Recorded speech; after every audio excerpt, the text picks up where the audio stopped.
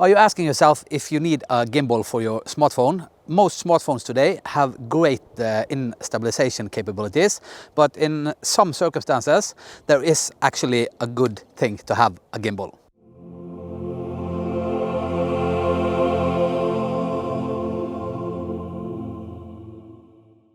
The way I'm going to do it is that I'm going to film when I'm making the clips with the gimbal, and I'm going to film when I'm using the smartphone and the Technics handheld. And then in the end we're going to make the same sequence, and you can see if you actually need a gimbal, or you can actually just use some techniques that I'm showing in this video.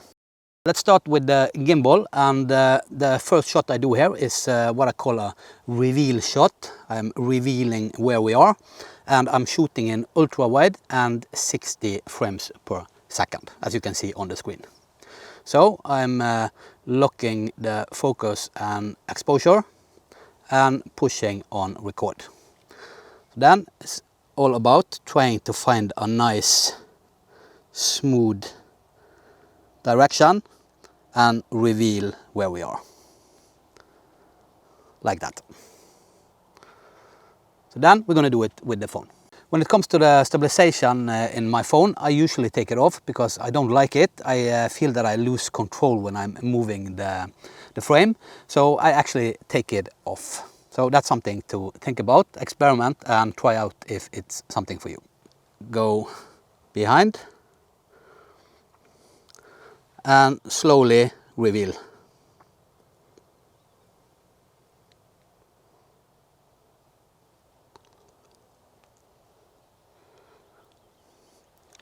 Like that, and then we'll see how that looks.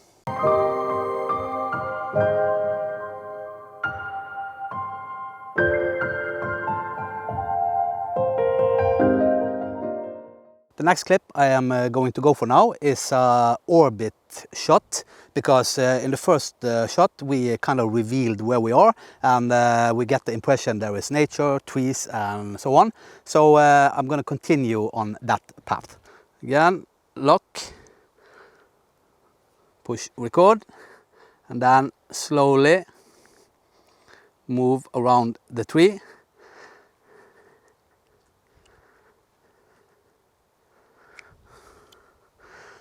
Like that. Now let's take the phone. Remember, I have off the in-phone stabilization when I'm doing this, because as I said, I like to have full control of the frame and how it's moving when I'm filming. So let's find a good spot, lock, auto exposure and autofocus, and push record.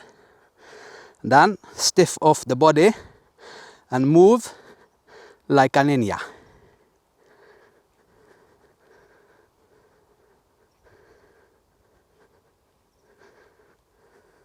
If you like the video so far, or my white skinny legs, because I've been living in an igloo for the last year, I would really appreciate if you subscribe to my channel, tick the bell so you get notifications every time I upload my videos. By the way, as you can see, there are my camera. It's a Sony A7 III camera. I'm using an ND filter because it's very bright today, so that's a good thing to have on sunny days. Back to the video. Okay, screen recording is on, and trying to find a good composition or frame. Go on ultra wide. Try to see what works and what doesn't. As you can see, the quality is different on wide and ultra wide. So that's something you have to think of when you are making videos. So let's just say we are okay with that. Lock it and then push record. Find a good position, lock your body, and then move or pan slowly to the right. There we have a bird. Can I get that in? Maybe, maybe not.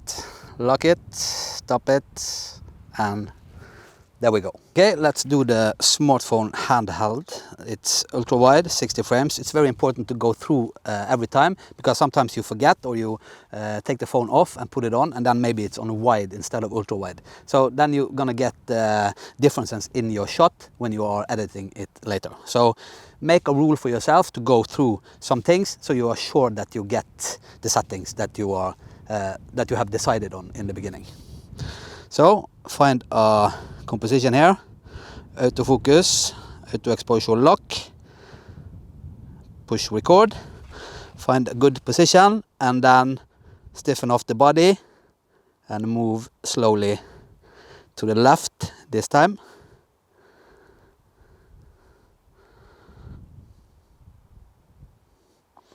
Like that. Find a new one and take it to the right, since that's what we did with the other one. That's good. And then lock your body.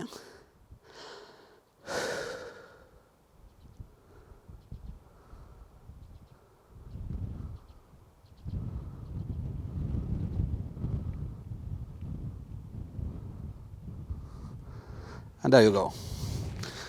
So you might see that I stiffen off my body. I try to lock everything instead of moving like this. Then everything gets shaky. In this example, I'm gonna go low to fill the foreground with something. It creates depth in the picture, and it's so much better than just keeping the camera or the smartphone on chest level like many beginners do. So that's a pro tip. I'm not a pro, I don't consider myself a pro, but that's what I say.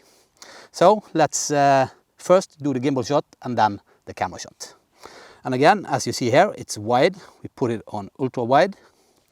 We find a good spot, a good composition, like that. And then we lock autofocus and auto exposure, push rack, find a good body position, and then slowly reveal.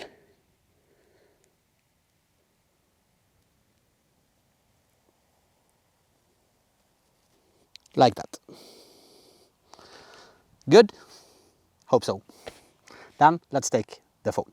So here it's mostly the same principles. Take the checklist and then lock everything like that.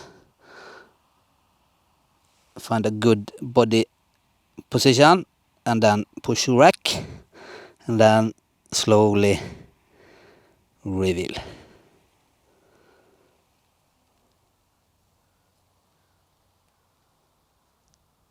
Like that.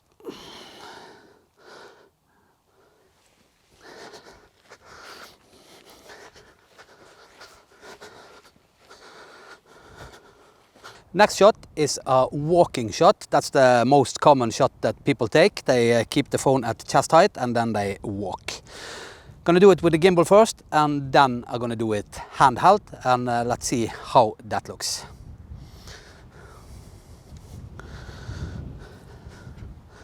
So that's why I'm using this pram, so it's much easier to see the vibration in the footage. So ultra wide, lock everything, rack, and then walk. So even if you have a gimbal, you need to have some focus on how your body is moving, or else it can actually be shaky footage as well. Like that.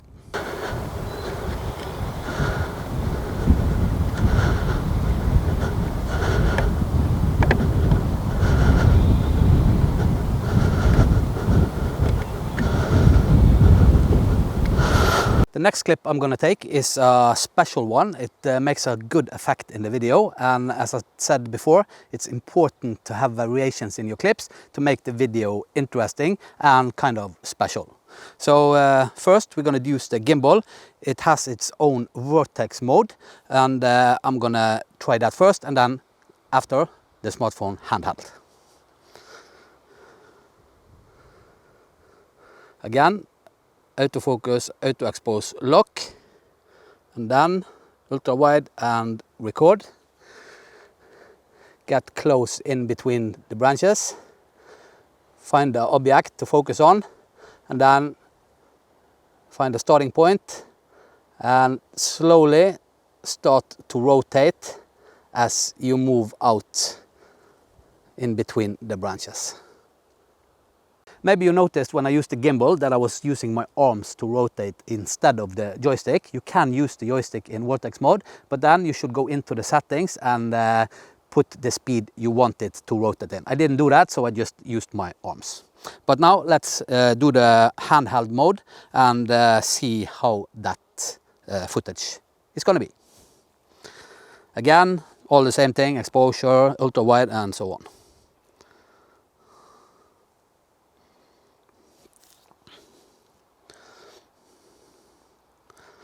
So again, go in, find a good starting point, lock everything, and then push record.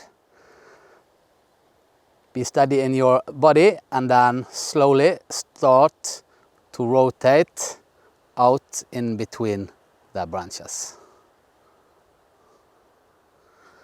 Like that. Last technique before we wrap it up is low mode. With a gimbal it's much easier because you can use both of your arms. If you are filming handheld, your arms are busy and it's much more difficult to keep your balance, and you have to pull all the weights on your knees. So a gimbal in this situation is actually much better. So that's one positive with the gimbal, that you can put it in underslung mode as it's called and film like this.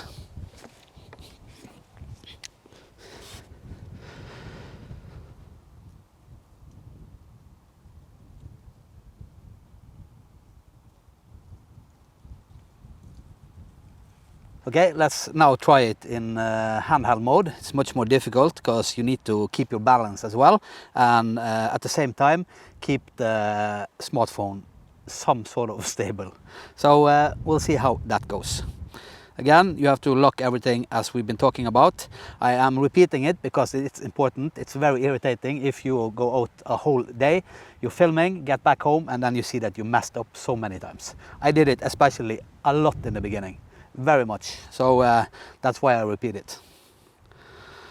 Okay, let's try. And you find your own technique on how you want to hold the phone to make the footage look as good as possible. But you can see that I'm kind of trying to stiffen up my body, find a position, and then move my whole body towards the direction I want to film.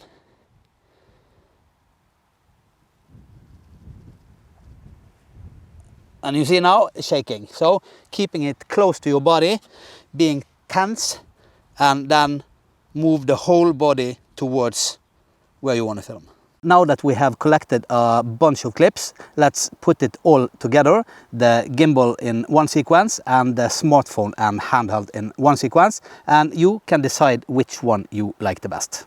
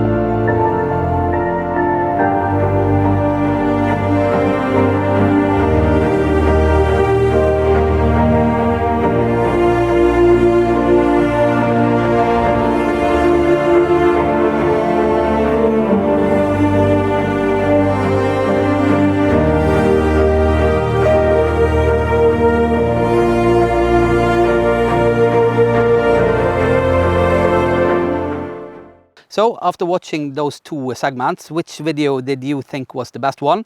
Was it gimbal and smartphone, or was it smartphone and handheld? In this situation, I think it's not easy because there are many factors that plays in when you are making a cinematic video. You are filming in 60 frames or higher, and then you're slowing down the footage. If you are really steady on your hands, then the shakiness is almost not noticeable. Even out with a ultra wide mode, then the frame is much bigger, and that also evens out the shake. And if you are doing some stabilization in post, in the edit, then the shake is gone. So in cinematic or short clips, you don't really need a gimbal. You just need to learn the different filming techniques. If you want me to make a video about it, just comment below and I'll make that happen. By the way, I'm so close to 1,000 subscribers. I would really appreciate if you would subscribe if you haven't already. Maybe like the video, share it with friends, go to my community page. I'm not as good yet to keep uploading there, but as you, I guess, have a life outside YouTube, so we have to try to balance it. By the way, before I yap it too much, I'm gonna quit, and I hope you liked this video. Maybe there was something that you learned. If you have any questions, just comment below and I'll answer as good as I can. Until next time, I see you. Bye-bye. Jackpot.